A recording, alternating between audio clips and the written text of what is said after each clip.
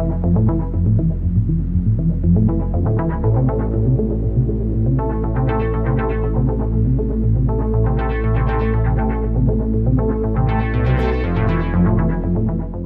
da doutora Bárbara Bueno Lomba, delegada de polícia. Boa tarde, doutora Bárbara, tudo bem? Estamos aqui, novamente, mais um plenário do júri, do caso Flor de Lis, né? A senhora podia esclarecer, a senhora é delegada da DH, Delegacia de Homicídio de Niterói? Sim, eu era delegada titular da Delegacia de Homicídio de Niterói. A senhora poderia descrever como é que se deram as investigações? Eu era delegada titular da Delegacia de Homicídio de Niterói, com a minha equipe, e no dia 16 de junho de 2019, soubemos pelo grupo da delegacia, grupos de aplicativos da ocorrência, e soubemos do crime. E bem cedo, né? O crime foi cometido de sábado para domingo, na madrugada de sábado para domingo, e imediatamente eu determinei que se começassem as investigações. A equipe da DH foi ao local, era um protocolo da Delegacia de Homicídios, e realizou as primeiras diligências no local, a perícia no local, e investigações de possíveis testemunhas e imagens que tivessem no local, e retornou com essas informações para a delegacia. E em seguida a minha equipe, a equipe que trabalhava comigo na época, diretamente comigo, deu continuidade, e a nossa primeira diligência exatamente foi coleta de imagens, né, em torno da casa ali, onde incorreu o crime. E coletando essas imagens, isso já era domingo, final do dia, à noite, nós vimos que o Lucas, foi assim, nós vimos que o Lucas tinha entrado na casa minutos antes e saído da casa minutos antes da vítima chegar. Aí, vamos voltar, o Lucas já estava na delegacia, né, apreendido, por conta de um mandato de busca e apreensão, né, emitido na época que ele era adolescente, e foi conduzido à delegacia por essa equipe de plantão que eu mencionei, que constatou que havia esse mandato de prisão expedido em desfavor do Lucas. Ele estava na casa na hora que a equipe de plantão chegou para fazer as primeiras diligências ali de manhã, e a primeira alegação do Lucas é que ele tinha ido à casa somente naquele momento, quando avisado do ocorrido com a vítima. Salvo engano pelo próprio Flávio, ele disse que foi o Flávio que o avisou. Então, para situar todo mundo aqui, o Flávio é filho biológico da Flor de Lis, o Lucas é filho adotivo da Flor de Lis, e foram os primeiros indiciados, né? Inclusive foram condenados pela participação no homicídio. O Flávio teria executado diretamente, teria participado ativamente da execução ali do crime. O Lucas, basicamente essas imagens que nós coletamos foram as primeiras diligências que a equipe fez, e aí nós constatamos já na delegacia que, diferentemente do que ele conta, o Lucas ele entra na casa e sai minutos antes de acontecer o crime. Mas ele estava na casa, ele entrou e saiu, a gente vê nas imagens. E nós fomos ouvi-lo, né, referente a isso, ele realmente confirmou que era ele nas imagens. E aí começa a sucessão de prerrogativas para justificar a sua entrada na casa ali no dia do crime. E da primeira vez ele fala que ele entrou na casa para lavar roupas, deixar ali numa mochila, e nas imagens a gente vê que ele entra com uma mochila, e que ele teria deixado no quarto do Flávio, que era onde ele dormia, na época que ele ficava na casa. Ele começa dizendo isso e nós apuramos, né, ao longo da própria investigação, ele muda, e nós sabemos que na mochila havia drogas, havia dinheiro e possivelmente uma arma, ele não diz isso, mas há relatos de que ele andava armado, né, no ponto de venda de drogas onde ele atuava. E nós fomos descobrindo, né, que o Lucas havia um mandado de busca e apreensão de quando ele era adolescente, tinha pedido de decorrência, 2 pedidos de decorrência em razão do tráfico de drogas, em uma unidade bem próxima à casa da Flor de Lis. E nós apuramos que o Lucas já não frequentava com tanta assiduidade a casa, porque havia um desentendimento com a vítima, supostamente por conta dessa ligação dele com o tráfico de drogas. Mas ele mantinha o contato com a Flor de Lis. Basicamente, a única pessoa que ele ainda conversava, que tinha um acesso a ele, devia respeito, que ele ouvia, era a Flor de Lis. Então, a conexão do Lucas com a casa se mantinha por causa da Flor de Lis. E não é surpresa que ele se relacionasse, ele falava muito do Flávio, né? Era sempre com pessoas muito ligadas à Flor de Lis. Isso tudo vai se confirmando durante a investigação. Quando o Lucas é confrontado com essas evidências que ele havia negado inicialmente, não havia afirmado, né, que esteve na casa no dia, mas houve inclusive estranhamento. Por que não dizer que realmente ele tinha estado na casa, se ele teria ido levar uma roupa para lavar ou qualquer coisa assim, embora às 3 da madrugada, mas ele teria entrado e teria saído e logo para falar com Flávio, né, que é outro envolvido no crime. Então, por que não? Ele confrontava as evidências que nós tivemos e ele acaba dizendo, né, que contra o Flávio havia um mandado de prisão. Ele começa dizendo isso. Na verdade, ele não diz, olha, tem outras pessoas envolvidas. Ele não confessa, claro, não diz nada, mas ele diz que há contra o Flávio um mandado de prisão. E aí nós descobrimos que realmente havia pendente de cumprimento um mandado de prisão por motivo de violência doméstica, por crime contra a mulher, né, por questões de gênero. O Flávio havia separado, não aceitava, ele havia ameaçado, salvo engano, descumprido medida protetiva que havia em favor da ex-esposa. Então, constava o mandado de prisão e nós apuramos também que ele estava em Brasília pouco tempo antes do crime, cerca de um mês antes do crime, ele ainda estava em Brasília, justamente por conta desse mandado de prisão. A advogada, inclusive, a advogada que o assistia, estava tentando reverter esse mandado de busca e apreensão. Ele se retratasse, dar seguimento. Mas ele veio para o Rio pouco antes do crime e ele estava na casa, apesar desse mandado de prisão. E o Lucas revela, né? Então, eu tomo a iniciativa de cumprir esse mandado de prisão no dia seguinte. Então, vamos situar cronologicamente. Nós soubemos pelo Lucas que havia esse mandado de prisão. O crime foi no dia 16 de junho de 2019. Nós falamos com o Lucas na noite do dia 16. No dia 17, o Lucas diz... Eu posso estar sendo um pouco imprecisa, mas é isso. Na manhã do dia 17, o Lucas informa sobre o mandado de prisão contra o Flávio. E no próprio dia 17, estava sendo realizado o funeral da vítima, havia o sepultamento. E eu determino que a minha equipe vá até o cemitério e capture o Flávio. Discretamente, claro, porque as coisas já estavam repercutindo. E eu não queria, obviamente, o risco de se perder provas. E houve, infelizmente, perda de provas e o telefone do Flávio foi descartado nessa ocasião. Então vai uma dupla da minha equipe, né? Só 2 policiais. E chegam próximo a ele e anunciam que havia um mandado de prisão contra ele. Na hora lá do enterro. E havia ali muita gente, né?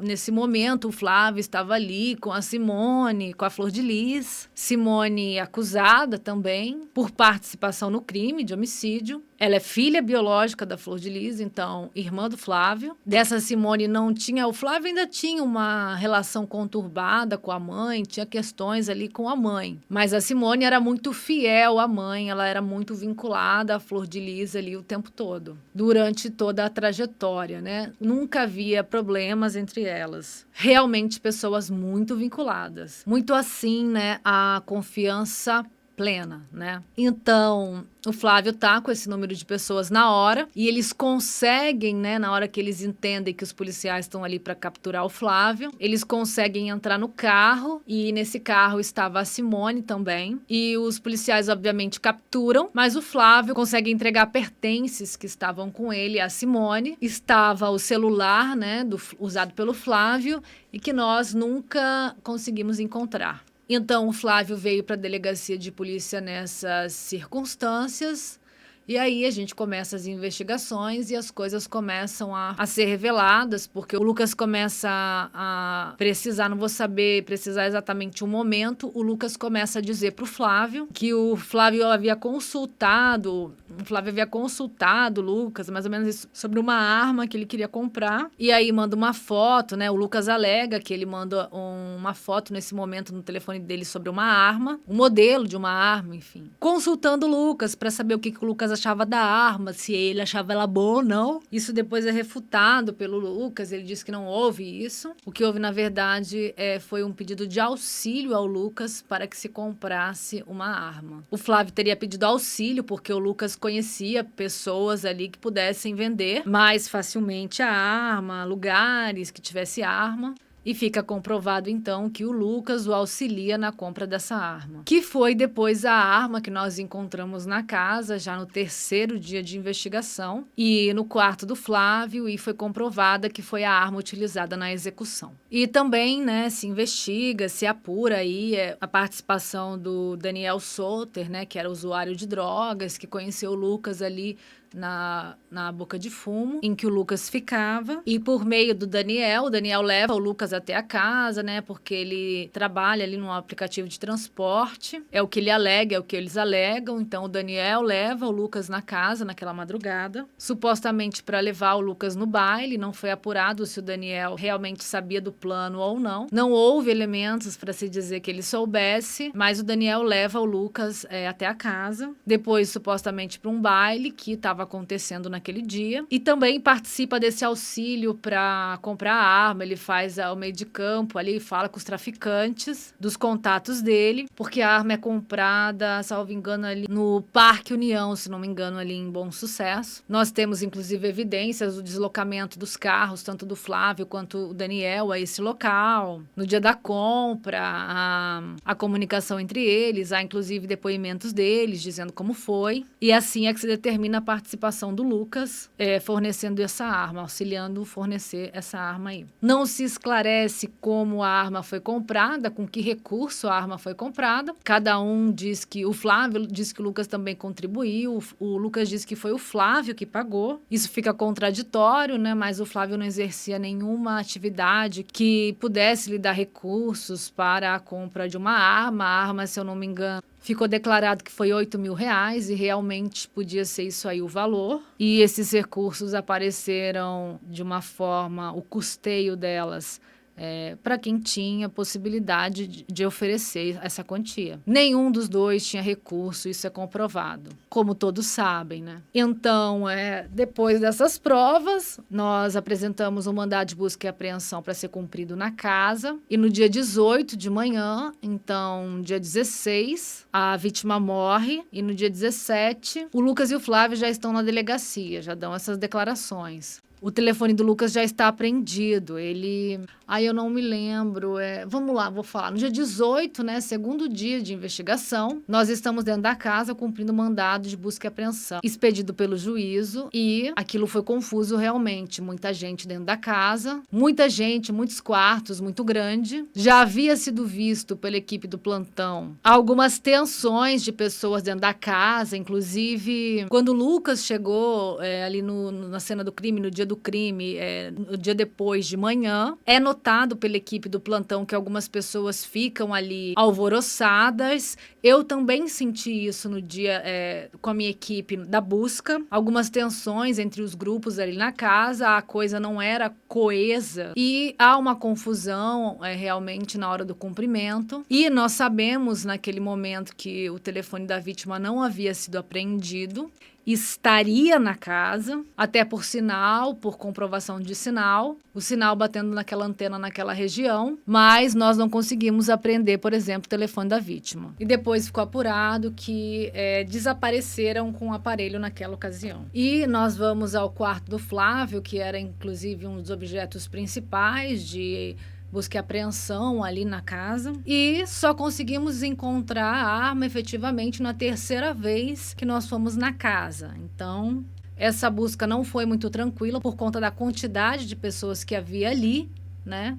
Nós entramos com muita rapidez e por conta de coisas que nós não sabíamos, né, ainda, e foram reveladas no curso da investigação, dessa relação de pessoas, de grupos que estavam ali dentro e de um lado ou de outro, que isso vai. E aí nós vamos descobrindo, né, como é que funcionam as relações, que tem muita relevância para se esclarecer que realmente o crime foi cometido ali, foi planejado ali dentro por pessoas daquele grupo. Porque a velocidade dessas diligências, ela foi maior do que a nossa compreensão nisso. Foram 2 prisões por conta de outros fatos. O Lucas revelando umas coisas, mas pela metade. O Flávio preso, mas não revelando inicialmente nada. E essa busca efetivamente rápida para preservar o máximo de elementos possível, né? E mesmo assim houve perda de provas, como o telefone do Flávio, o telefone da vítima. Felizmente depois os arquivos foram recuperados, mas o próprio celular sumiu. Então a velocidade do cumprimento das diligências não estava concatenada com o que a gente sabia, né? Nós fomos sabendo de como funcionavam ali as relações, grupos, antagonistas e desentendimentos depois. Porque como a casa funcionava, porque se nós soubéssemos disso antes, talvez o cumprimento tivesse sido mais tranquilo. Não foi nada tranquilo, não foi muito tranquilo, realmente. Mas eu acredito que a rapidez das nossas ações, elas tenham sido decisivas para o sucesso da investigação, no sentido de encontrar as provas materiais, né, do crime, como a arma, né, uma arma. Certamente eles não contavam que a polícia estivesse lá, na casa de uma deputada federal, muito rápido. Essa é a única explicação que nós encontramos para que a arma tivesse ainda no local do crime. A arma é encontrada depois, né, na 3ª vistoria, no quarto do Flávio, em cima de um armário, mas muito encostada no teto, muito encostada na parede. Ela é arrecadada na DH, né? Na DH, um primeiro exame inicial preliminar aponta a arma como a arma do crime. Estojos, né? Vamos lá, vou explicar. No dia do crime, na primeira diligência, houve policiais investigadores no local. A perícia que a Delegacia de Homicídios realiza logo depois do crime, os peritos arrecadam no local do crime mesmo, na cena. Doutora, desculpa, só um instantinho, tá? Eu já alertei anteriormente, inclusive já teve até pedido nos autos, é proibido o uso de celular aqui dentro, seja por qual motivo for. Então eu peço que todos respeitem, senão vou ter que pedir para a pessoa se retirar do recinto, tá bom? Então é proibido o uso de celulares aqui dentro, tá? Não dá pra gente ficar vendo tudo. Então, quem quiser usar o celular, seja para qual fim for, o faça lá fora, tá bom? Obrigada. Pode concluir, doutora, desculpa. Quando a equipe de plantão da delegacia vai à casa, naquela primeira diligência que eu mencionei, são arrecadados no local componentes de munição. No invólucro da munição, né, na pistola, a munição ela é ejetada pelo cano da arma e ela só sai o projétil. O projétil é um dos componentes da munição em si. E para outros lados da arma é ejetado o invólucro dessa munição, que a gente chama estojo. É como se fosse uma cápsula. É uma espécie de cobertor da munição que é jogado para fora da arma e fica ali. Embora tenham mexido nesse local, porque isso está comprovado, de pessoas que pegaram estojos do chão, pessoas também ligadas à Flor de Lis, os peritos dessa primeira equipe de diligências conseguem arrecadar os estojos. Então, nós tínhamos os estojos desde a primeira diligência. Esses estojos foram escaneados na DH, no equipamento que nós tínhamos emprestado lá. O scanner é como se fosse uma fotografia desse estojo, né? O estojo tem marcas que identificam a arma. Na hora que a munição sai pelo cano e o estojo é ejetado, ele contém marcas, esse componente contém marcas que nos possibilita identificar aquela arma. É como se fosse um DNA da arma, tá? O padrão daquela arma, que é deixado nesse estojo. Então, os estojos são levados para DH, passam por esse scanner, isso gera a fotografia desse estojo, dessas marquinhas, né? E estavam lá no banco de dados que nós tínhamos. Quando nós arrecadamos a arma dentro da casa, 2 dias depois, essa arma nós disparamos. O que a gente faz? A gente leva até a delegacia, efetua os disparos, o tiro lá no local apropriado, para que ela gere outros estojos, né? Ejete os mesmos estojos que poderiam estar no local do crime, para que nós nós pudéssemos comparar o estojo ejetado lá na delegacia depois da arrecadação da arma e os estojos antes arrecadados no local. Nós já tínhamos imagens daqueles estojos arrecadados lá no local, como eu disse. Quando nós efetuamos os disparos na delegacia com a arma, nós pegamos esses estojos que foram ejetados nesse disparo e comparamos com os estojos que já estavam escaneados. E eles casam, né? Os estojos casam, as marcas são basicamente as mesmas e há uma primeira indicação que aquela arma foi usada no crime. A arma depois foi remetida ao ICCE para passar num micro comparador balístico, que aí realmente define, possibilita o fornecimento de uma prova realmente definitiva de balística. E o ICCE posteriormente confirma que aquela arma foi utilizada na execução. Então, basicamente, essa diligência de busca e apreensão, além dos celulares de muitas pessoas, dos moradores, basicamente as pessoas que estavam no dia do crime na casa e de algumas outras que estavam também no dia da diligência.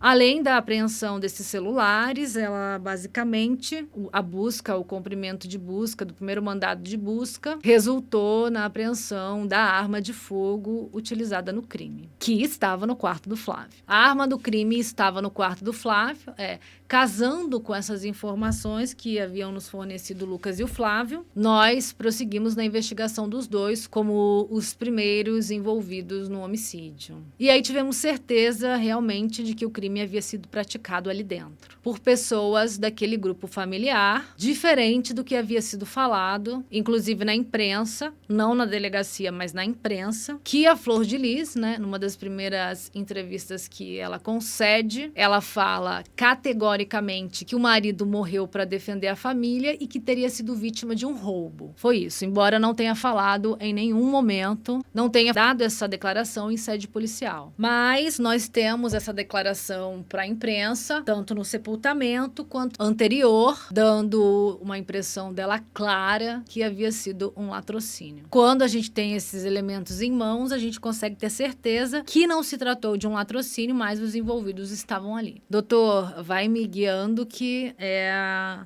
recapitulando, era domingo, né? Só pra gente recapitulando. Era domingo, né? O crime foi numa madrugada. Dia 17, segunda-feira. A Flor de Lis foi pro enterro. E dia 18 foi a busca e apreensão. É isso? Isso. Quando se teve a busca e apreensão na terça-feira, vocês encontraram alguma coisa estranha na casa? Tentativa de queima de alguma coisa? Como aconteceu isso? Alguém saiu no meio da diligência que vocês tenham percebido depois? Antes do início do cumprimento da diligência, nós soubemos por denúncia que havia um incêndio, né? Uma fogueira dentro da casa, e até aceleramos a saída da casa, né? Nós saímos antes da hora justamente para poder acelerar, constatado que se tratava, e quando chegamos havia efetivamente já cinzas, coisas cinzas que foram encontradas dentro da casa, uma fogueira, coisa que não era típica. Isso foi falado até por um vizinho, que se queimava efetivamente lixo, mas do lado de fora, não do lado de dentro. Nós periciamos, né? Os peritos da DH coletaram o material ali, mas não foi possível se dizer do que se tratava, se havia algum equipamento eletrônico. Não foi possível constatar do que se tratava, mas havia de fato uma fogueira de uma proporção, né? Razoável, bastante coisa queimada, né? Mas infelizmente, né, quando chegamos já estavam em cinzas. Vocês chegaram e já eram cinzas, então. Já eram cinzas. Mas assim, foi constatado que a fogueira era recente, né? Que o incêndio era recente. Então, realmente correspondia com a denúncia que nós recebemos. E durante a diligência, né, com todos os cuidados que nós tomamos, claro, ficou policial na entrada, ficou policial atrás, nos fundos da casa, mas a gente acabava autorizando, né, a saída de alguma pessoa que precisasse trabalhar nas atividades delas normais. E nós, como eu disse, não tínhamos toda a compreensão quando estávamos nessa primeira diligência. Nós tínhamos uma compreensão mitigada sobre o que poderia ter acontecido. E, vou confessar, não esperava que a arma fosse encontrada dentro da casa. E a arma foi encontrada, obviamente, porque parte dos envolvidos não esperava que a polícia fosse entrar na casa com essa rapidez. A rapidez dessas diligências, sem dúvida nenhuma, foram determinantes para que a gente conseguisse começar a elucidar o crime. E com esse início, né, esse começo, estava tudo muito incipiente ainda, há o insucesso em se inutilizar uma prova, quer dizer, a tentativa, né, porque depois também conseguimos recuperar os arquivos, mas houve a tentativa de sair com o telefone do Anderson e o aparelho nunca mais apareceu. Assim como do Flávio. Do Flávio nós não tivemos informação que ele saiu naquela circunstância, mas houve o desaparecimento do aparelho que ele nunca mais apareceu. O Flávio estava saindo com o carro ali do enterro, como é que foi isso? Isso.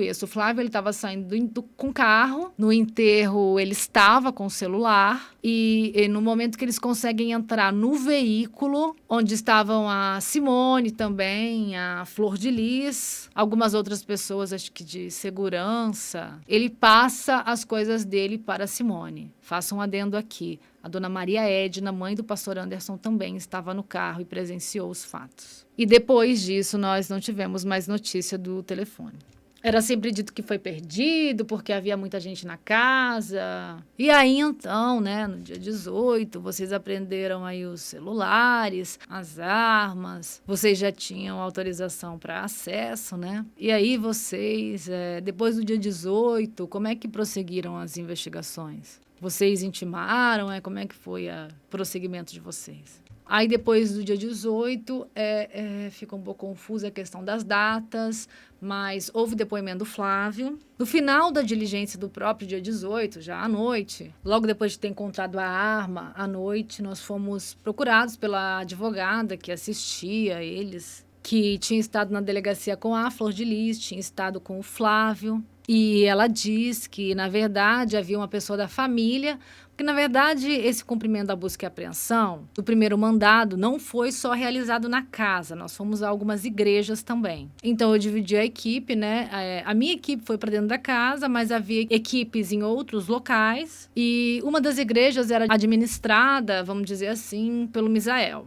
Wagner Pimenta, não me lembro exatamente o nome dele, acho que é Wagner, conhecido lá dentro daquele grupo familiar como Misael. E essa advogada me propunha dizendo que o Misael havia fatos a revelar, mas não queria comparecer a DH, queria que fosse em outro lugar, porque nesse momento já havia a imprensa em todos os lugares, na frente da delegacia. Então ele não queria se expor, ele queria falar em um outro local. Então nós fomos a uma outra delegacia no centro de Niterói e ouvimos o Misael, e chegou também junto com ele na delegacia o Daniel. E lá na frente nós descobrimos que não era um filho deles biológico, mas naquela época nós achávamos que ainda se tratava de um filho biológico, então estavam o Misael e o Daniel para justamente nos revelar que, possivelmente, a própria Flor de Lis poderia estar envolvida no planejamento do crime. Porque tudo girava em torno de uma conversa que teria havido, isso depois também foi esclarecido, entre a Flor de Lis e a Marzi, para que se contratasse, se propusesse ao Lucas a execução do crime, certamente contando com os desentendimentos que o Lucas havia com a vítima. Teve ciência, acabou que essa conversa havia sido digitada no iPad da vítima, e o iPad da vítima estava sincronizado no telefone dele. Isso teria chegado por uma própria sintonização de sistema, né, do sistema. Teria chegado ao conhecimento dele e ele teria, embora tivesse apurado internamente, tivesse falado com pessoas, com a própria Flor de Lis, com as pessoas envolvidas, ele não teria dado tanto atenção porque teria achado um planinho ali, como o Lucas achava que estava envolvido, né? A Marzi também. A Marzi chegou a ter desentendimentos com ele por conta de um suposto furto que a Marzi teria praticado lá dentro. Na verdade, nenhum deles gostava muito da vítima, ninguém ligado à Flor de Lis gostava muito da vítima. Já havia vários desentendimentos entre eles. Nós fomos descobrindo também no decorrer das investigações. E o pastor, né, a vítima, soube, mas não teria dado tanta atenção. Isso Misael revela nesse mesmo dia 18 à noite. Na verdade, o depoimento entrou pela madrugada. E coloca no foco da investigação outras pessoas. Entrou por mensagens de celular, celular, assim. Então, ele disse que o telefone da vítima, logo depois do crime, o Daniel teria ficado com esse celular, porque como é que foi? A vítima chegou num carro, saiu num carro naquele dia, que não era o carro blindado, não era o carro que ele usava normalmente. Normalmente ele usa um carro blindado, mas aí ele sai naquela madrugada, na noite do dia 15, com a Flor de Lis num carro que não é blindado. E o Daniel utilizava um outro carro. Esse carro que a vítima sai, o Daniel, filho da vítima, é que utilizava esse carro. Normalmente, então, houve uma conversa lá da vítima com o Daniel para que se trocasse os carros, que ele iria sair com o carro que não era blindado. Quando eles voltam para casa, por volta das 3h30 da manhã, a vítima para na garagem. Se você entrar na garagem, direcionado para os fundos da casa, à sua esquerda, tem uma portinha que eles utilizavam como um closet. Era um closet. Que eles usavam para guardar roupas, eles usavam para guardar algumas coisas ali. Era um quarto ao lado da garagem, um anexo do lado da garagem. A vítima vai para esse lugar e ali troca de roupa. E, segundo a Flor de Lis, ela sai do carro e ela sobe. Atrás desse closet tem uma estrada que chega no quarto e dá acesso ao quarto do casal. E a vítima teria ficado nesse closet trocando de roupa. Nesse momento, alguma coisa faz com que a vítima saia desse closet e vá até o carro. E nesse momento a vítima é morta, inclusive sem roupas de cueca. Doutor, por que eu tô falando isso? A senhora poderia colocar na denúncia as fotos do celular? No celular, é isso. A folha da denúncia, folha 54 dos autos. Quando a vítima é morta ali naquela garagem, de cuecas, enfim, o celular da vítima dele fica no closet, porque ele tinha deixado as coisas no closet, para trocar de roupa. Pelos depoimentos do Misael e do Daniel, o Daniel, que estava já dentro de casa, havia chegado há pouco tempo antes do crime. Pouco tempo antes da vítima ser morta, o Daniel tinha entrado em casa, tinha levado a namorada, nós vemos isso em imagens, ele tinha saído. Ele até utiliza o carro do Flávio para buscar a namorada que estava ali perto também, que morava ali perto, levar a namorada em casa para o Flávio voltar. E o Daniel ficava, porque a casa principal era uma casa grande e havia umas casinhas, como se fossem uns quartos no terreno, fora dessa casa principal, onde algumas pessoas moravam. O Carlos, por exemplo, morava em uma dessas casas fora da casa principal, no terreno. O Daniel também ficava em uma dessas casinhas fora da casa principal. Então o Daniel estava dentro do quarto dele, ali na casinha dele, que é fora da casa principal, mas que fica próxima à garagem. E ele narra que ele ouve, inclusive, os tiros, que ele sonda dentro do local do crime, ele percebe que pessoas correram e tal. As pessoas que estavam ali acompanharam tudo. Elas puderam perceber, né, os tiros. E ele vai, quando ele chega perto do corpo, e aí tem questão do socorro, que depois é constatado que a vítima já estava morta. Quando colocaram dentro do carro, o Daniel se preocupa em pegar o celular do pai, que é a vítima. Então, a primeira pessoa que fica com esse celular é o Daniel. Era isso que eu queria falar antes, que é importante para nossa parte aqui. Ele fica com esse celular. Só que assessores da Flor de Lis começam a insistir com ele que ele entregue o celular, porque a Flor de Lis queria o celular. Segundo o Daniel, foi assim. Assessores da Flor de Lis vêm falar com ele para que ele entregasse o telefone. E ele acaba entregando.